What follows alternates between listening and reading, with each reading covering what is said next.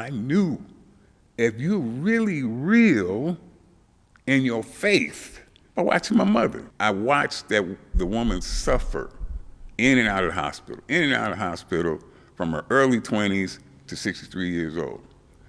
Never once, woohoo, and I mean, not one time did she ever complain. Barely able to breathe. Mama, how you feeling today? I'm blessed. The beast of the valley. The reason why your mom told you don't go outside late at night. And a man who's made it a mighty, mighty, mighty long way. From Compton all the way to Australia to the world. CT Fletcher. Man, that's a heck of an introduction. I appreciate it. And you just say OG Reed Fletcher's boy. Let's go. So, man, I can't thank you enough for taking the time out of your day to talk with us today.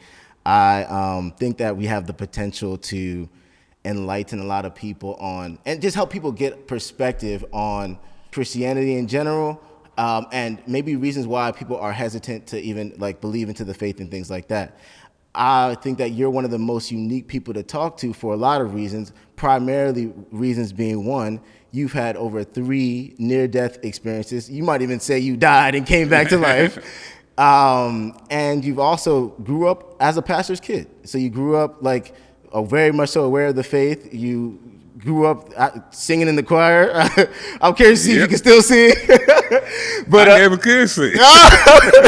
But I feel you. I'm actually a pastor's kid myself. Okay. And I already know how you just get used for everything. You know, Yep. they might need you on the organ. You can't play. They might need you over here. Absolutely. So same experience.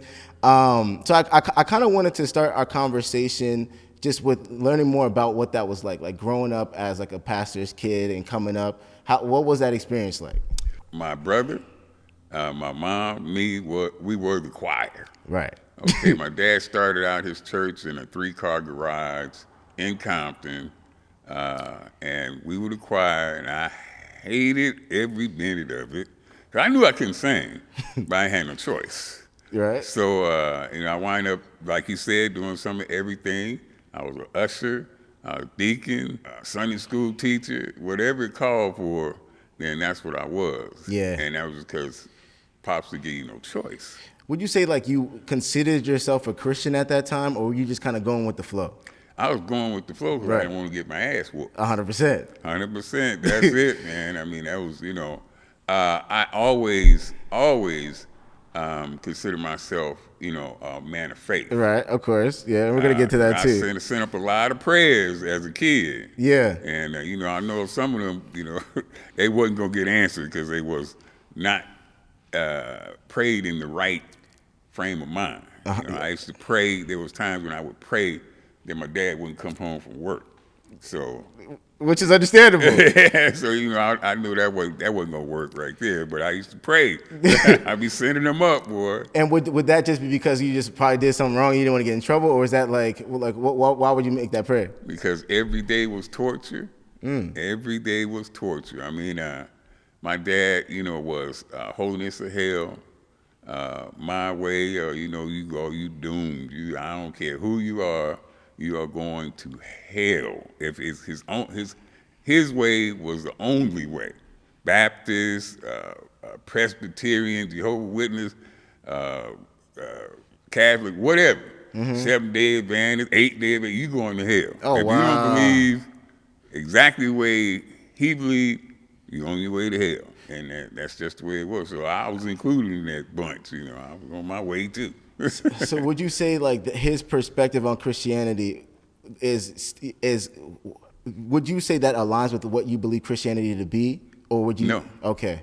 Definitely not. Okay. So then before I even get into, I have a clip I wanted to play, but before we get into the clip, how would you say your father was as a representative of the faith? Like, would you say he represented the faith well to you, or how would, yeah? I would say that he was a terrible example of what a real Christian should be. But he was not the only one. Of course. You know, like I said, I grew up in church. We went to church every Sunday, every Tuesday, and every Friday. That was just the normal. And of course, if we had a revival, it was every night. And you know, we was there, and I seen absolutely, hands down, without a shadow of a doubt, the worst sinners. And I've been in the military. I've been all over the world traveling. The worst sinners that I have ever seen was in church every Sunday. Wow. And the reason why it made them so much worse, they wasn't like they was doing things that other people wasn't doing out there in the world, as they say. Mm-hmm. But you in church. You proclaiming to be a child of God. You proclaiming to be holier than thou. And once you make that proclamation, if you doing the same thing them folks out there is doing, you worse. And that makes sense to me, especially being that I take you as somebody who, when you say something, you want to do it. And so when you're looking at other people who say, hey, this is what I'm about, and they're not aligning with their word, they're not aligning with what they believe, it's probably you probably process that like, yo, you guys aren't serious. So then what would you say is like one of the, just as an example, one of the worst examples you've seen of like one of those sins that a Christian committed that you think was just a horrible representation of the faith? Well, there's people, they probably, some of them gonna see this podcast that love my dad to death. They think, you know, he can walk on water.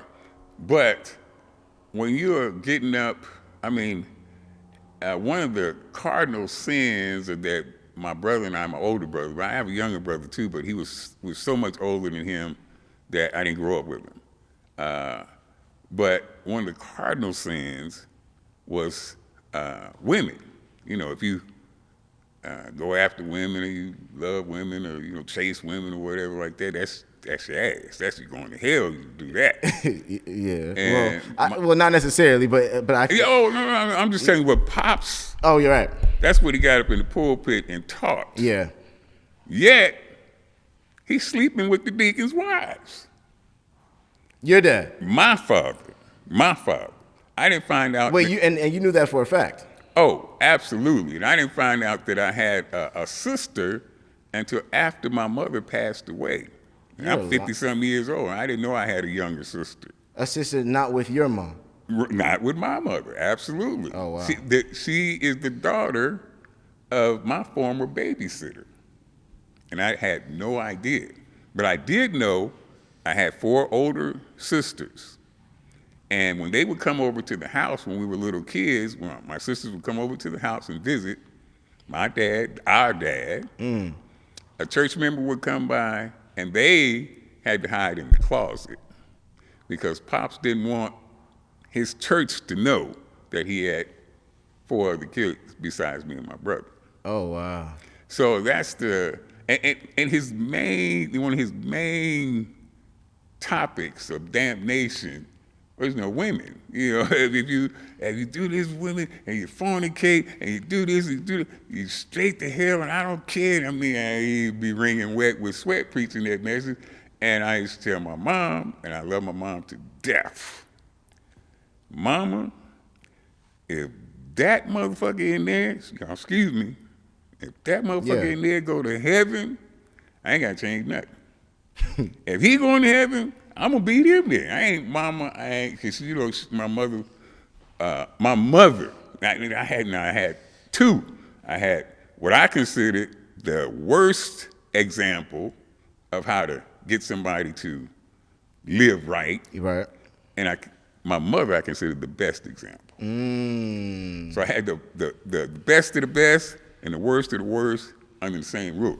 You recorded it saying, like, you can look in somebody's eyes and know if, like, they're being honest or not, right? Yeah. And I do think that I heard somebody say you can teach what you know, but you can only repeat what you are. And if you aren't somebody that's, like, changed from the inside, you can tell people all you want, hey, this is how you should live, but it probably won't even really register with them because you're not on that yourself. Absolutely. You know what I mean? So it is good that you had the mom to at least have an in-house example of what Christianity is today. So I got a clip. Jesus is going to die all over again if they don't find a way to portray him the way he was historically known to be. If you look at the history facts of Jesus, which I think favor Christianity in this weird way, that dude is not the dude y'all have turned him into. The same people that you are like criticizing and going against are the only people that Jesus had a relationship with in the Bible. He did nothing but protect town whores, prostitutes, people in jail. Like the famous story of the throwing stones, let he who without sin cast his first stone. He was protecting a prostitute. Absolutely. Absolutely, he was protecting a prostitute. So what's your perspective on that? Whoever that was Yeah. is 10,000% correct. And that is the first type of people that people turn their nose up and look, and oh no, the quickest they're the quickest to condemn them. And that is who Jesus came here to save. Like I said, Pops was is my way. And he would get up in church and he would berate folks. I mean, one of the last. We never got along really well because I think that he could tell that I wasn't buying. Even as a little kid, I wasn't gonna say nothing because I didn't want my lips slapped off. But I think he could tell that I was like, this some bullshit. In my head, I said muffle that under my breath, but I wasn't gonna say it out loud. I think he could tell that I had a bullshit detector built in. I'm like, okay, all right, because he'd take us over to Sister whatever's house. Bring me and my brother. He would bring me and my brother now. Me and my brother in the living room playing with Sister Sally's kids, and him and Sister Sally in the room having prayer. And I thought, and you knew that at the time. Yeah, and I'm a little kid, but I ain't stupid. The door fly open. The door fly open to the bedroom. Him and Sister Sally ain't nobody on their knees. Ain't nobody praying. And Sister Sally got a slip on. And I ain't never forgot that. I'm like, that's strange. What kind of prayers they had, and why can't they have it out here with the rest of it? So it was. Did you ever call him out on that though? Like, did you ever say, "Hey, Pops, what's going on?" Me and Pops had many. Once I got to be an adult age, and then we had many confrontations. We were arguing at my mother's gravesite. Oh man! And people thought I was the devil out there arguing with my dad at my mom's gravesite. But he got up and in his eulogy, he thought it was appropriate to tell everybody how much he spent on my mom's casket and what he had done. Oh man, I couldn't take it. I went off, man. Yeah, that's nasty. We out there, we out there at the gravesite arguing and whatnot, brother. We had many confrontations. Do you feel like he ever kind of changed, or it just kind of was? Or at least would he acknowledge, like, hey, look, I know I'm wrong for this. This is something I'm struggling with in this area. Well, that is one thing that I have never. Phrase I have never heard my father utter in his entire. He lived to be 86 years old. I never heard him say that he was wrong about anything, and that used to irk the hell out of me. Because see, my mom would be quick, even if she didn't really feel like she was wrong. She said, if you believe, if I did something that hurts you, if I did something that makes you think I wronged you, please forgive me. She had no problem doing that. So I'm so glad for my mom's influence, because that's where, that's the one that I want to strive to be like, is my mother, So she gave me a very good example. So then this is really what I want to get into. So then knowing that, so clearly you understand what being a Christian is about. So knowing that, would you consider yourself a believer in Christ or no? Oh, definitely a believer in Christ. Oh, wow. Yeah, I am definitely. A Christian is different than a believer in Christ. I know you're going to say that they are, that's the same thing. Pretty much, yeah. Okay, but it's not. It's absolutely not. Christian is the name of a religion that was made by man. Christ is not a religion that was made by man. There's definitely a difference between a believer in Christ and a Christian. And so what would you say some of the differences are? Christian, like I said, was man-made. Yeah. Christ, the Son of God. So then, knowing that, do you are you going to church? Are you how are you expressing that daily? Praying. Right. Direct communication with the Lord. I don't need no middleman. Yeah. I don't need you to interpret with me what the Lord told you to tell me. I don't need that. Yeah. Because I got a direct line to him I can pick up and call him up myself. Mm-hmm. I don't need you don't have to do no interpretation for me. Hey, Lord, I need you. 100%. I want to talk to you. 100%. I don't need no translator. If I had to add to it, I would say that, and you've even let us know that you are a man of faith and works, right? And I want to touch on those two things in depth, because I think that those are things that, if I'm being honest, when I speak on what I want to really see in more people, and even want to see more in myself, it is, let's start with faith, right? So you've been through so much, and you've had faith through it all, right? How did you get to that point? Because I'm not gonna lie, it's easy to talk about these things that we're called to walk out as Christians, but when you're really faced with a real situation, when you really have to walk it out, it's not the easiest. You know what I mean? You get in a situation where you're like, yo, I don't know how I'm going to pay my rent next month. It's like your whole life just came crashing down, even though you've figured it out before in the past. So you get in a situation where a family member is and maybe going through some health stuff. Your whole life's crashing down. And I take you as a man who's, granted, you might not like the situations you're in. You've had faith through a lot of those. What helped you build that faith in, knowing that everything's gonna be all right? Where's that coming from? I had a tremendous advantage in that avenue, and my mother was. And I want everybody to really know this. I mean, they give me credit for having faith and all, but I had one of the best examples of what to do when crisis or emergencies or life-threatening situations come, by watching my mother. I grew up, she was sick most of her adult life. She was sick until she was early 20s, from her early 20s to age 63 when she passed away. She was sick. She was sick. She had lung disease, and I watched the woman suffer in and out of the hospital from her early 20s to 63 years old. Never once, and I mean,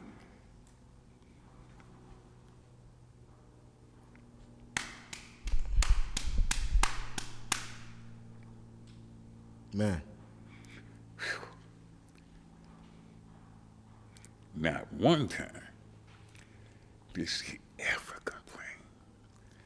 Not once did she ever complain. She never said, anytime you ask her, I mean, I'll go to the hospital and I see her, she'd be on the oxygen tent, barely able to breathe. Mama, how you feeling today? I'm blessed. I seen that as a small child. I had that example. I had that pattern. I knew if you're really real in your faith, not what you profess, because I've seen a whole lot of people go to pieces under much lesser conditions. But that was the strongest, I had that strong example of what faith really is. When you're at death's door and you can say, Lord, let your will be done, I mean, whatever it is. Whether you take me, you leave me, whatever, your will, not my will. If you can do that, then you ain't just talking. I had the perfect example of not just talking religion, but living a life. And this man-made religion, living the life that you read about in your Bible, that they tell stories about, living that life, what's gonna get you into heaven, brother. You're right. And then you found yourself in a similar situation. Absolutely. Where I don't know if the word is died. I don't know if the word is had a near death, but you had to walk that situation out. How was that for you? And how and specifically in the department of faith? Yes. How was your faith challenged in that moment? I had I flatlined 5 times. Flatlined five times, and like I said, I had the perfect example. Yeah. As a kid of what to do in that situation. If you real about it. Yeah. You know, I don't go to church. Yeah. But faith, it's gonna be hard for you to find a Christian. You're not lying. Brother, when that came, and you know, I was at home. I had a heart attack. I was at home with my son, and I was so sure that I was gonna die that I apologized to my son for having to leave him too soon. I said, "See, I'm sorry, Samson. Daddy ain't gonna make it." It was, I was sure that I was not gonna make it through the night. But one thing I didn't do was lose my faith. I knew I was just absolutely. They took me to the emergency room, and first when the ambulance or whatever people got there, by the time they got there, I forgot to lift this part. My son, I was 100% sure I was gonna die. Yeah. Samson was 100% sure I was not gonna die. And he told me, he said, "No, you're not." Yeah. And I was looking at him like he crazy. Because I said, "You don't feel this elephant sitting on my chest right now. I ain't gonna make it through this." And he was like, "Nope, you're not gonna die." But he was so convincing, I was like, You felt like it rubbed on you a little bit. I was like, maybe not. By the time they got there, I could not move when it first hit me.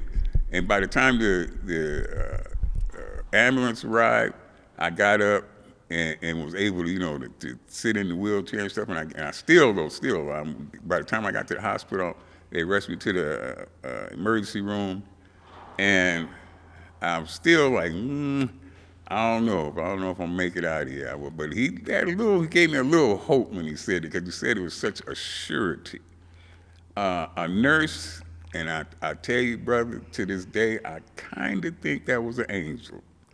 She came in there, because I have no idea what her face looked like, and she whispered in my ear.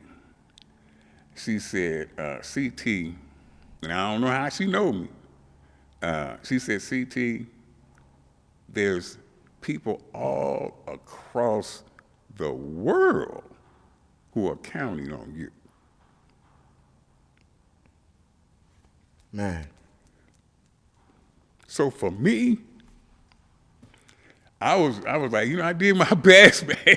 I'm ready. I'm going to see my mama. I did everything I could, Lord. I'm getting ready to see my mama now. So you can go ahead and take me. But when she said that, people all over the world depending on me, that's why I can't go nowhere yet. Then I gotta fight now. I gotta hold on, because I could do it for someone else, but for myself, I was tired, man. I had been sick for a long time. And I can't tell you how amazing it is to just even have you just sitting here in front of me right now. Yeah. After the heart attack, taking a shower was difficult. Yes, so sir. to just see you walk, you're a living testimony of what you're saying. You're not just talking. You know what I mean? And as somebody who's benefited from you walking it out, just thank you. You know what I mean? Thank you so much for that, man. It's very much so inspiring. With all that being said, I know you when you were lifting, you were eating like a lot of fast food. Now looking back, for those people who are trying to get girls, get muscles, get strong, all that, what would you have done differently if you could go back to take care of your body more? I know you were quoted in saying, your body's a temple. Yeah. What would you do differently?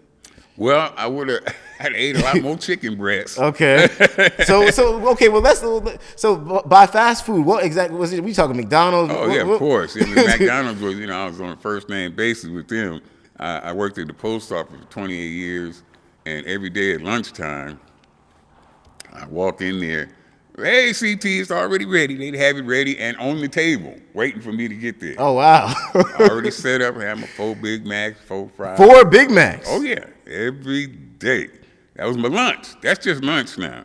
That's just lunch. I ate other cheeseburgers throughout the day. So I see how things got crazy, though. The 4 Big Macs is crazy. And see, what this did was speed up a already DNA-related process. Because see, like I said, my mother was sick. She had a weak heart also. Okay. And her sister, all 9 of her siblings, it was 10 of them, all of them passed away from heart problems. I had cousins my age passed away from heart problems. So heart problems was already entrenched in my DNA. And I'm out there doing everything I can. You just eating Big Macs. That's speed crazy. it up. Yeah, I'm trying to speed it up. Where's my heart attack? If you would go back, of course, you wouldn't do that. But just for like some fitness things, would you say that you have to be in a caloric surplus to gain muscle? Definitely. Or to get stronger? Definitely. Okay, so it's still necessary to eat a lot. Oh, especially if you choose to be natural, which is, what I advocate, preach, natural. If you want to be natural and be strong, be big, you're going to have to eat. Right. There's no way around it. Sheesh. So then there's the discipline point too, right? So Absolutely. with you've clearly, in order to even get to be the world's strongest man, you gotta be super disciplined, right? Yep. What are some tips that you have to keep yourself accountable, right? And go to the gym when you know you don't want to, how are you doing that? People have absolutely thrown motivation under the bus. Motivation gets you off the couch. Discipline keeps you off the couch. So you need something that will motivate you enough to get you started, get you going. And at the time when I started, my motivation was some big ass arms. That's how when I went to the gym, that's all I trained. 100%. I ain't trained nothing else but arms. I trained every time I stepped in the gym, and I stepped in there every day. I was training nothing, but I ain't caring about no bench pressing, no leg, no calf, none of that. I said, I ain't gonna pull my britches out no way, so anybody looking at me. So you were skipping leg day? Oh, what was that? Oh, wow. Man, I made funny cats to train legs. Oh, that's crazy. Until I decided I want to try to be a bodybuilder. Oh man, I can't get around. I gotta work some legs now. Yeah, so it's not unbalanced. Yeah. Man. So then, man, I'm not even gonna lie.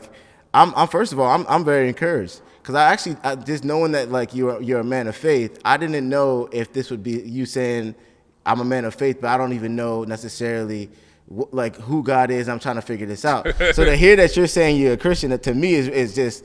It's enlightening. And then I'm not going to lie, even just hearing the story of Samson and how he was able to encourage you at your hardest life moment. Absolutely. To me also just shows that you've also passed that same faith from your mom that was in you down to the next generation as well. Absolutely. Which is, I think that's just as a man, the most beautiful thing you could do in life. You know what I mean? Yeah. Well, I want to make a distinction now. I ain't saying I'm no Christian. You asked me that I believe in Christ. Excuse me. I don't even care what we call it. There's a difference there's a difference to me because I believe you can believe in Christ, not be a Christian, not be associated with any religion, particular religion, because I think all of them are man-made, not just Christians and Presbyterian, Baptists. All of them. Some man in the beginning set a rule. He said, okay, we're going to take some basic rules from the Bible, but this is how our religion gonna go. This, and they set a rules up for Kojic. Certain Baptists got certain rules, Presbyterian got certain beliefs, certain rules, Seventh-day Adventists certain rules. Mormons, everything. Man determine what those are. No, and I'm not gonna lie, we're aligned there too. And to be honest, that's one of my biggest, I think, problems with like the church at large, I guess we could say, because I think it makes it hard for people who don't understand the faith to even understand it if we look like we're fighting amongst ourselves. You know what I mean? Just look like it. Yeah, we are. You know what I mean? More people have died in the name of religion than anything else on earth. Which is crazy, because the people being alive should be the main focus. The main mission. They getting the mission all twisted because of man's interference. 100%. And I like that you're kind of making that distinction of Christian instead of a believer in God. You know what I mean? Because I think that's what we need more of. It's not that complicated. You know what I mean? Like these different denominations are really just arguing over the minor. And like you got they're majoring on the minor things and minoring on the major things. Absolutely, or missing the major things. Many times. There are so many internet Christians and preachers that is ridiculous. There's a young man, Kanal, what's his name? Yes. Kanal, who's dying. And he posted his hospice stay, his last days on earth, on Instagram. He did not profess to be a Christian, but the amount of faith that this young man displayed put Christians to shame. And it was Christians on his comment. Now he dying. He facing death with peace, strong sense of faith, and they are trying to convert him over the internet. Now, he ain't never met these motherfuckers a day in his life, and they're going to try to convert a man who's showing them in real life how to die. Now, he's showing them how to die with grace, strength, power. He's showing them by his example, which speaks volumes, way, way more than some person on the internet that you ain't never met, trying to convince you that their way is the right way. You folks on the internet, quit doing that. Quit doing that. And somebody that I do not know, have never met, is going to try to convert me to their. That will never work, dummy. That ain't going to work. I don't know, because you see, it's too many hypocrites. Yeah. And I don't know you from Adam. And you telling me that you got the magic, this how you get to heaven, this the only way you do it, this you got to do this is it, and you're going to do it like this. Who is you? I don't know you.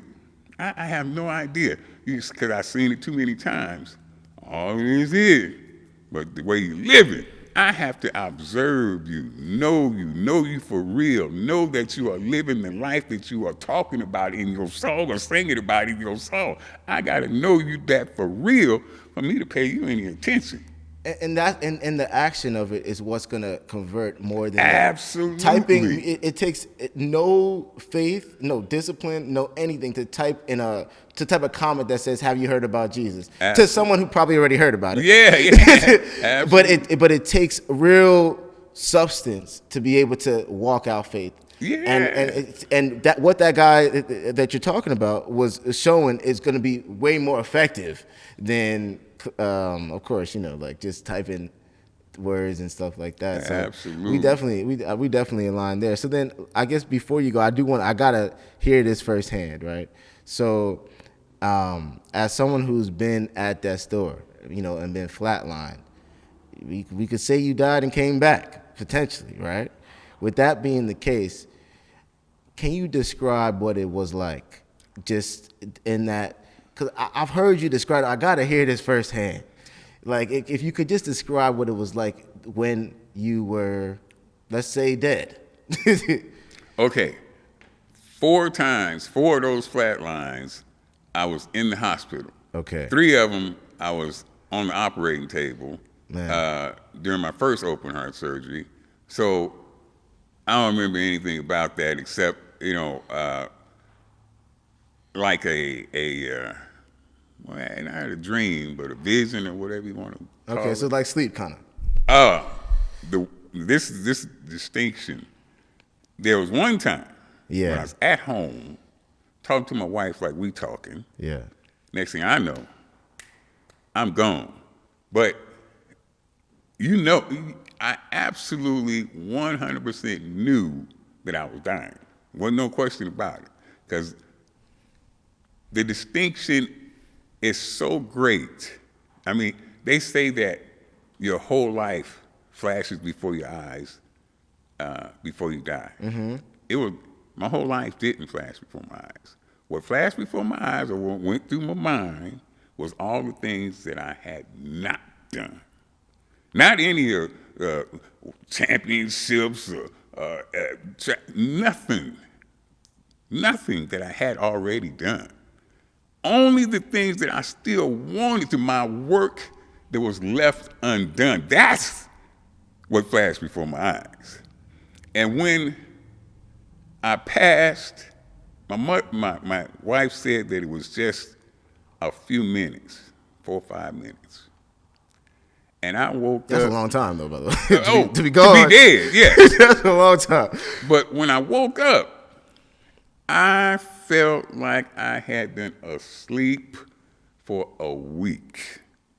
That 5 minutes, there is no rest, no sleep, no nothing that I've never experienced anything that comes close to comparing to that type of peace. Would you say there was a sense of consciousness during that time? Or like awareness, or was it just like? During that time, I was, the only thing I sensed or was aware of was total, the deepest peace, the most restful. I mean, there was no comparison. It was like being in paradise. And, and after those 5 minutes, I woke up, and death, I was not afraid of death. I mean, that just took all the fear. I want to stay around here because it's still of the things that I have not done yet that I want to do. Yeah. But as far as dying itself, that was wonderful, man. That was fantastic. Well, I'm not gonna lie. I'm sure that's also comforting for people who've lost loved ones as well. Oh yeah. You know what I mean? To know that it's like paradise. So when you talk about the things that you still want to do, what are those things? What does that look like to you now? I want to get into places that I haven't been, places that I'm not supposed to be in. I want to go into the inner cities. One of my goals is to take Iron Addicts to Compton, California, the city that I grew up in. I want to Iron Addicts in Compton. I'm going next month to go inside the prison system to actually talk to prisoners. That has been a goal of mine. I'm going to Africa. There's some things on my bucket list that I want to see. I want to see my son become a multi-time world champion. I already won a couple world champions, but I want to see him be a world champion before I leave. I want to see my grandson play in the NFL. I got a few things I want to hang around for. Right. When it comes to the urgency, right? So I would imagine that having been at that store, that probably gave you a higher sense of urgency, right? Oh, yeah. To get these things done. For somebody who might just be, not have that sense of urgency because they may feel like they have so much time, what would you tell somebody like that? Like, to kind of step up, pick up the pace. What would you tell somebody like that? Everybody does. Everybody, especially when they're younger, they think they have, even older people think they have plenty of time. But so did my donor. I am absolutely positive. I see my donor, a woman. I have a woman's heart. Mm-hmm. I see her often in my mind telling her husband, "I'll see you when you get home from work this evening, baby." I can see her calling her daughter up, making plans for the weekend, how they're going to go out and have a bite to eat. I see her often, and I am sure, absolutely positive, that she had no plans on dying anytime soon. She had no plans on that. She wasn't planning to leave here, but she gone.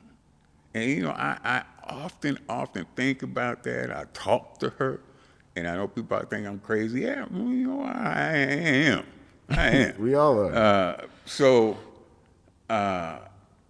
Yeah, you making plans and waiting on tomorrow, and tomorrow may never come. My message to all the people: don't wait. Don't wait. Whatever it is, get about your business and do everything you can to get done, because you don't know when your appointed time is. Tomorrow's not promised. That's right. All right, so we'll end on there. Let's go.